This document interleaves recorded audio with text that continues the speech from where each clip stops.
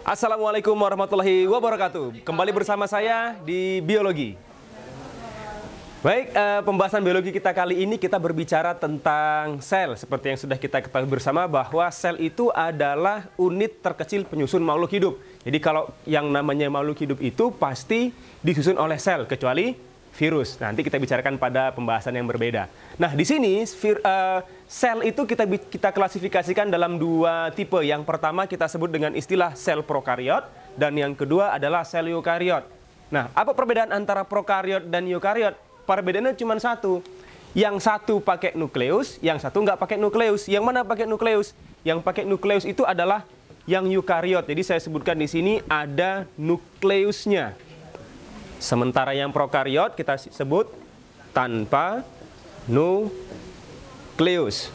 Nah, kita bicarakan dulu yang prokariot. Perhatikan, di sini ada 3 garis.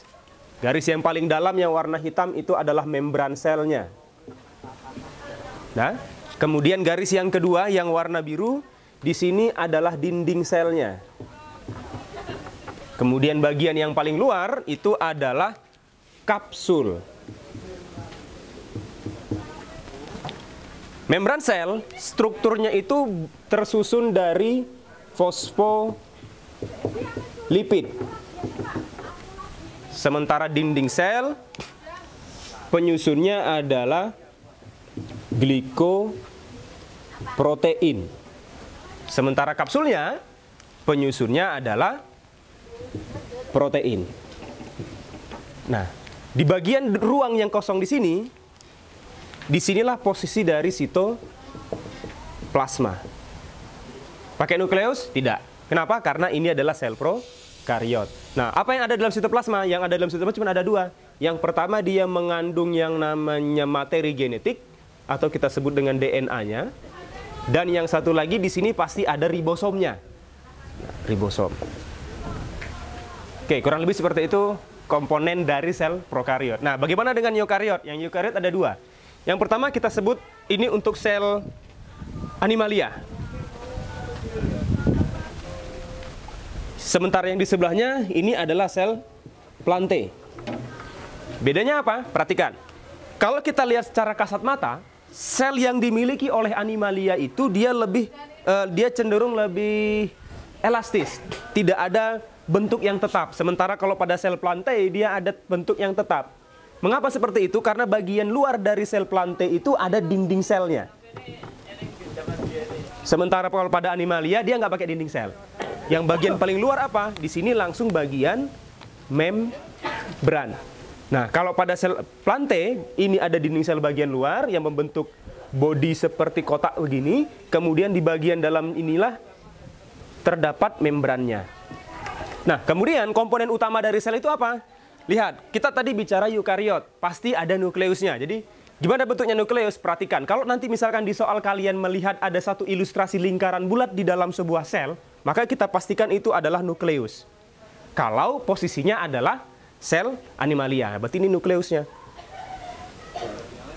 Nah, kalau pada sel plante bagaimana? Ada 2 kemungkinan lingkaran bulat. Yang pertama, lingkaran bulat yang memenuhi ini, memenuhi ruangan hampir ke semua bagian sel.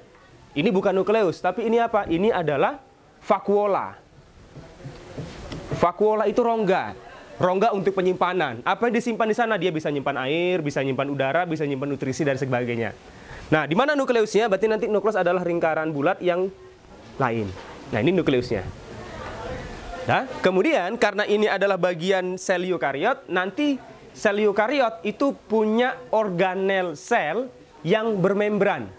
Sekali lagi, punya organel sel yang bermembran. Jadi kita sudah punya 2 pembeda. Yang pertama, kalau prokariot itu tidak punya tidak punya nukleus. Kemudian eukariot punya nukleus. Kemudian yang ciri yang kedua adalah eukariot punya organel bermembran, sementara prokariot tidak punya organel bermembran. Organel pada prokariot apa saja? Cuman ribosom. Nah, kemudian kita lihat organel yang bermembran apa aja. Yang pertama, dia nempel di nukleus. Dia nempel di nukleus. Ada lipatan-lipatan seperti ini. Siapa dia? Ini yang kita sebut dengan istilah retikulum endoplasma. Nah, retikulum endoplasma ini ada dua macam. Ada yang halus, ada yang kasar, kayak pentol. Nah, kenapa dia bisa kasar? Karena dia ditempeli oleh yang namanya ribosom. Jadi kalau misalkan dia nempel ada ribosomnya, ada bintik-bintik seperti ini, kita sebut dengan istilah retikulum endoplasma yang kasar. Yang halus bagaimana? Yang halus seperti retikulum yang kasar juga, tetapi posisinya dia tidak menempel pada nukleus, dia bebas di sini. Nah, jadi kemungkinan, ini ilustrasi saja, biasa kalau digambar di soal kan nggak jelas ya, kita buat yang lebih tidak jelas lagi. Nah, ini retikulum endoplasma yang halus, itu yang pertama. Kemudian organel yang kedua, dia bentuknya seperti retikulum endoplasma. Dia berbentuk lipatan-lipatan, tetapi lipatannya lebih kompak dalam satu kesatuan. Siapa ini? Ini adalah aparatus Golgi. Aparatus Golgi. Di Animalia ada. Di Plantae juga ada. Jadi misalkan di sini. Nah, apa fungsinya? Ternyata dia menghasilkan dua organel lain yang kita sebut dengan istilah lisosom dan peroksisom. Lisosom dan peroksisom itu bentuknya butiran. Jadi kalau digambar soal biasanya dia cuma bintik-bintik seperti ini.